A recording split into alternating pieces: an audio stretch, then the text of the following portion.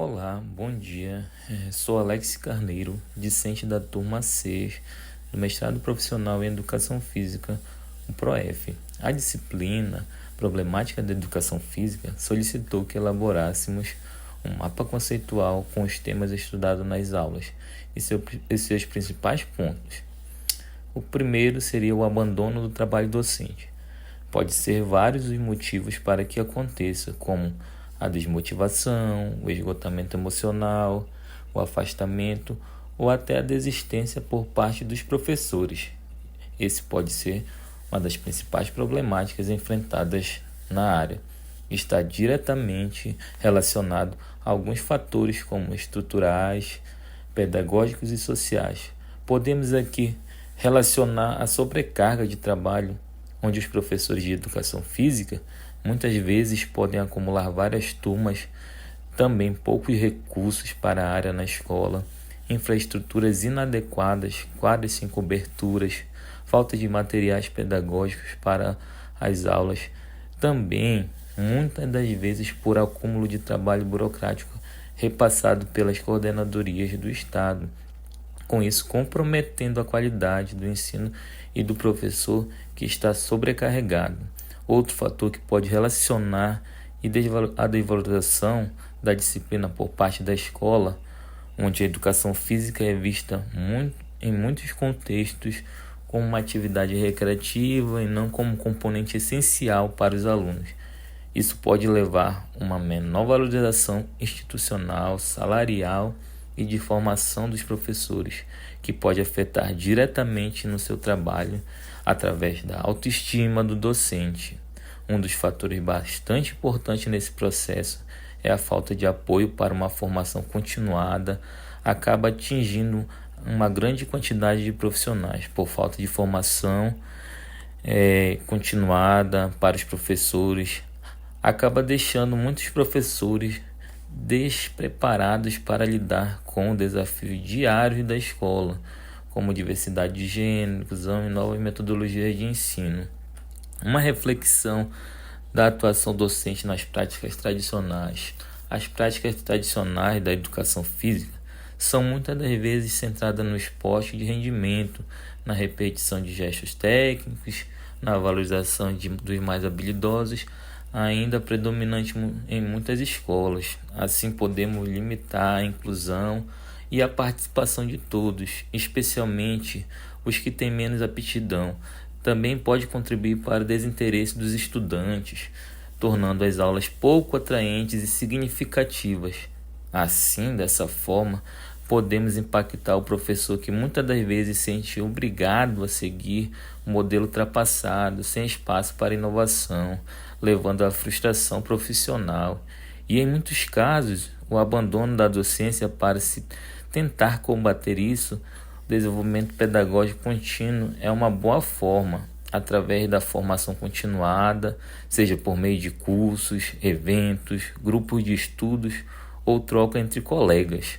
Também a atualização teórica, metodológica dos professores, reflexão sobre sua prática continuada, com base na escuta dos alunos, na avaliação dos próprios métodos, assim podendo fortalecer sua prática profissional, ressignificando seu papel dentro da escola, favorecendo a permanência docente, pois promove satisfação, reconhecimento e sentimento à prática educativa. Vamos agora para a segunda temática, relação teoria e prática. A relação teoria e prática podemos fazer entre o saber fazer e o saber como fazer. Para ensinar com qualidade, o professor de educação física precisa mobilizar diferentes tipos de saberes. Os saberes teóricos incluem conhecimento sobre pedagogia, desenvolvimento motor, psicologia de aprendizagem, políticas públicas, cultura corporal, entre outros. Já os saberes práticos, envolvendo domínio metodológico de ensino, estratégias didáticas, gestão de aula e habilidade de lidar com desafios cotidianos da escola.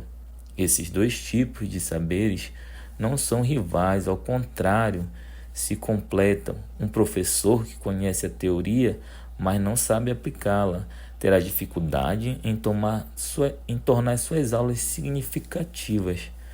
Por outro lado, um professor que atua apenas com base na prática, sem reflexão, corre o risco de produzir modelos ultrapassados e excludentes. Portanto, ao ensinar a educação física, não é apenas aplicar atividades, mas refletir constantemente sobre o que se ensina, como se ensina, por que se ensina. E é nesse caminho que se constrói uma educação física que realmente contribuirá para a formação integral dos estudantes. Vamos agora para a terceira temática. Agora vamos falar um pouco sobre a problemática aspectos legais da educação física escolar. Na educação física escolar no Brasil, ela tem passado por diversas transformações ao longo da história, muitas delas impulsionadas por mudanças nas leis educacionais e pelos contextos sociais políticos da época.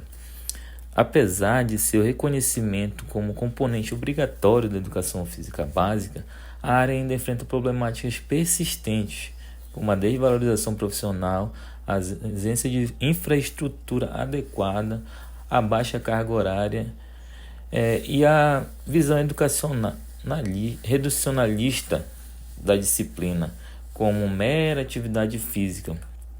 Entender os aspectos legais que orientam ainda orientam a educação física escolar, que é fundamental para compreender tanto seus avanços quanto os obstáculos que ainda limitam sua efetivação como prática pedagógica crítica, inclusiva e transformadora. Na LDB de 1961, a educação física como atividade obrigatória a primeira lei de direitos e bases da educação nacional institucional, a educação física como uma atividade obrigatória em todos os níveis escolares, mas não como componente curricular com valor pedagógico avaliativo. Era uma disciplina tratada de forma secundária, associada ao desenvolvimento físico, moral e físico, com foco em práticas esportivas, muitas vezes militarizadas. Essa visão instrumental da área ainda reflete algumas práticas tradicionais que resistem à inovação pedagógica escolares. Na LDB de 1971, a educação física foi incorporada como parte da formação integral do aluno, como forte ênfase na disciplina, no civismo, na preparação física. A obrigatoriedade permaneceu, mas com caráter ainda mais tecnicista e controlado ideologicamente, reforçando um modelo esportivista, competitivo e excludente. Essa abordagem contribuiu para problemáticas como a exclusão de alunos com baixa aptidão física e a desvalorização da dimensão cultural crítica da educação física. Já na LDB de 1996, apresentou um avanço significativo na educação física escolar. A área passou a ser reconhecida como parte integrante propostas pedagógicas das escolas e com componente curricular obrigatório da educação física básica. No artigo 26 da lei, trouxe a possibilidade da disciplina não ser obrigatória no ensino médio para aluno que esteja comprovadamente inserido no programa de trabalho, o que, apesar de ser uma flexibilidade, abriu margem para interpretações que prejudicaram sua presença no currículo. Ainda assim, a LDB consolidou a ideia de que a educação física deve contribuir para a formação cidadã crítico, capaz de compreender o corpo, a cultura corporal de maneira ampla, superando o paradigma biotecnicista.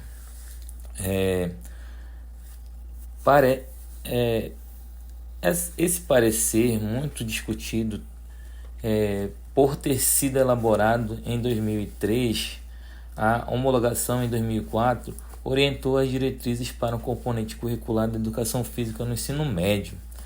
Ele reafirma a obrigatoriedade da disciplina. mas reforça a flexibilidade para estudantes trabalhadores, permitindo que sejam dispensados sob determinadas condições. Ao mesmo tempo, o documento amplia a concepção da educação física ao destacar a cultura corporal como eixo central do conteúdo, incluindo jogos, danças, lutas, esportes, ginásticas, como manifestações culturais. Contudo, essa flexibilidade tornou um motivo de debate, preocupação, pois muitos sistemas de ensino passaram a usar esse argumento para retirar ou reduzir a presença de educação física na grade curricular do ensino médio, o que agrava com desvalorização da disciplina e perder espaço pedagógico.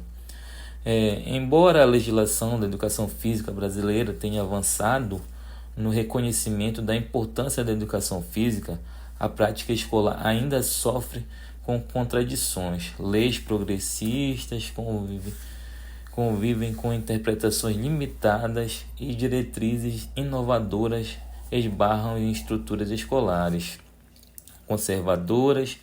É necessário fortalecer o entendimento que a educação física não é apenas atividade física, mas um campo de conhecimento que promove a formação integral dos sujeitos, considerando suas dimensões corporais, sociais, afetivas e culturais.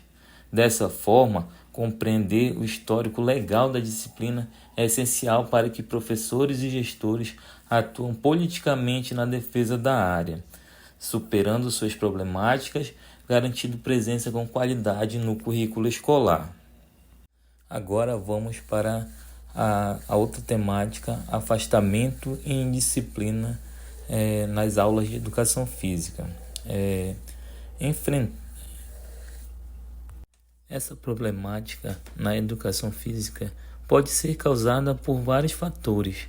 Dentre eles, podemos destacar que poderia ser a questão da repetição de práticas tradicionais centrada no esporte competitivo e na valorização da performance, que excluem estudantes com menor habilidade ou interesse por essas atividades.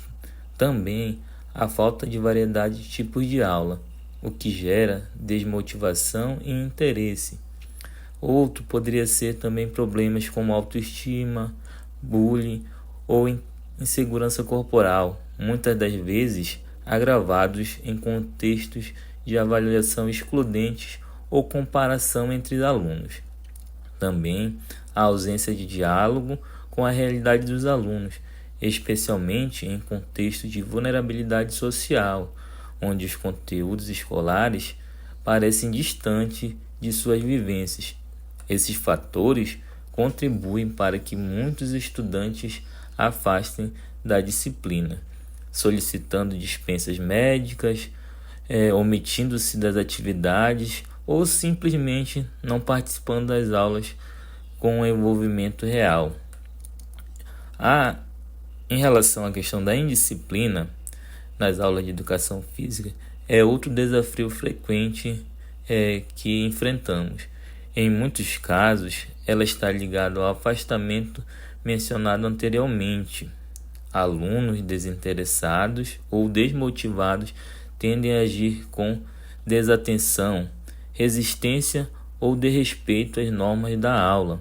Outros fatores que também podem contribuir para indisciplinas falta de clareza e consistência nas regras das estratégias pedagógicas, relação frágeis entre professores e alunos, sem vínculo e respeito mútuo, ausência de um projeto pedagógico coerente que dialogue com a necessidade reais dos estudantes, pouco envolvimento da família ou no acompanhamento escolar.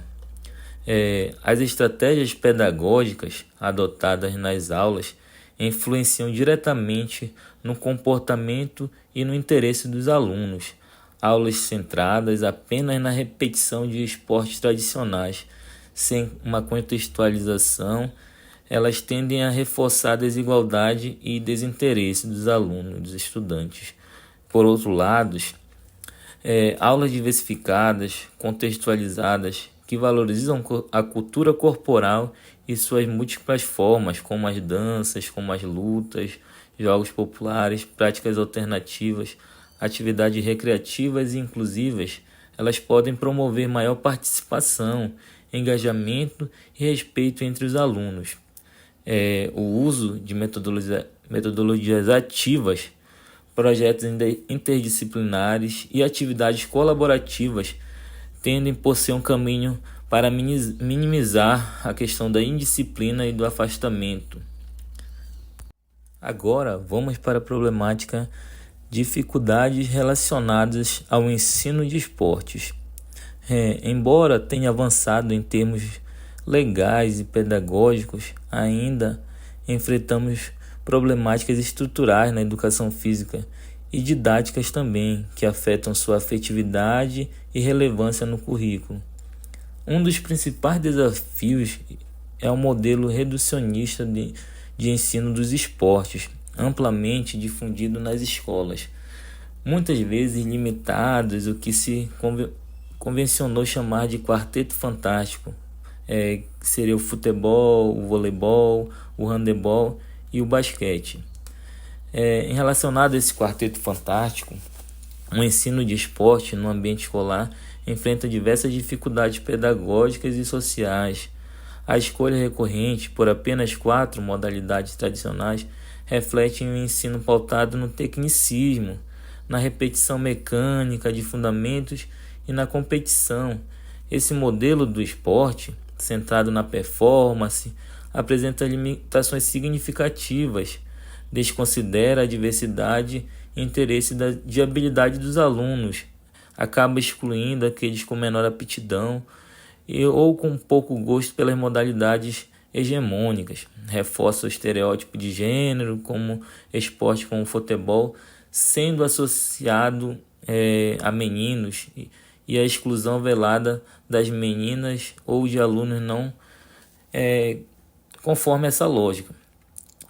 Ignora dimensões culturais do esporte, tratando apenas como uma atividade física e não como uma prática social carregada de significados. Além disso, muitos professores enfrentam falta de recursos, espaços inadequados, turmas numerosas, o que dificulta mais ainda o ensino dos esportes da forma inclusiva e significativa. Agora vamos falar um pouco sobre a problemática questões de gênero nas aulas de educação física, que é um campo privilegiado como trabalho com o corpo, a convivência e as expressões culturais. No entanto, historicamente, essa área tem sido palco de reprodução de desigualdades, estigmas e discriminações, especialmente relacionadas às questões de gênero, sexo e sexualidade.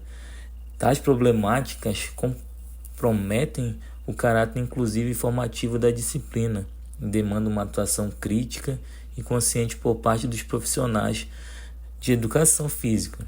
Para que possamos compreender a complexibilidade das questões de gênero e educação física, é necessário diferenciar alguns conceitos fundamentais, como o sexo, que refere-se a características biológicas, genitais, cromossomos e hormônios, que definem o corpo como masculino ou feminino ao nascer. Já o gênero é uma construção social e cultural sobre o que se espera de um homem ou de uma mulher. Está relacionado a papéis sociais, comportamentos e identidades atribuídas historicamente. Já na sexualidade, abrange o desejo de orientação sexual, a afetividade e as formas de expressão do prazer e do afeto. É diversa, fluida e atravessada por fatores culturais e pessoais. Essa confusão entre esses conceitos, somada à falta de formação docente específica, contribui para atitudes discriminatórias nas aulas, como a separação rígida entre meninos e meninas, naturalização de estereótipos, por exemplo, que menina joga futebol e ou que menino joga futebol e que menina dança, né? Essa problemática de gênero nas aulas de educação física vem de alguns fatores, como a divisão entre meninos e meninas nas atividades, reforçando estereótipo de gênero, desigualdade de participação, com meninas sendo menos incentivadas ou recebendo menos espaço, falta de debate e escuta sobre a diversidade, o que impede o enfrentamento da discriminação. Equidade de gênero na educação física. A separação dessas problemáticas passa pela adoção de uma postura pedagógica comprometida em relação à equidade de gênero, ou seja, com a garantia de condições justas para todos, considerando suas especificidades e respeito suas identidades. Para as aulas que não segreguem por sexo ou gênero, mas que valorizem a colaboração e convivência. Diversificar os conteúdos para incluir manifestações corporais variadas. E valorizar o protagonismo de todos os alunos, garantindo voz e espaço para suas expressões e experiências. O papel do debate e da conscientização em relação ao tema. O ambiente escolar deve ser um espaço de formação ética, cidadã e crítica. Por isso, o debate sobre gênero e sexualidade não deve ser evitado, mas sim inserido de forma transversal e respeitosa nas aulas de educação física, através de rodas de conversas, atividades interdisciplinares, projetos temáticos e mediações pedagógicas,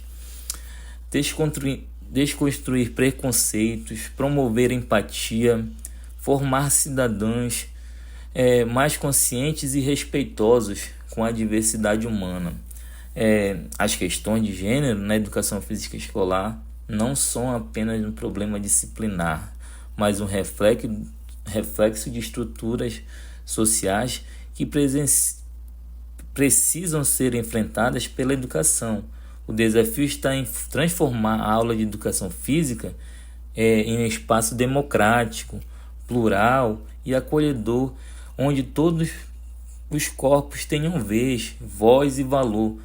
Por isso é fundamental que professores atuem como agentes de conscientização e transformação social, assumindo compromisso com uma prática pedagógica mais justa, equitativa e humana. Pessoal, assim vamos concluindo o nosso trabalho para a disciplina problemática da educação física, com o vasto conhecimento e um novo norte para que as aulas de educação física venham a contribuir na formação dos estudantes.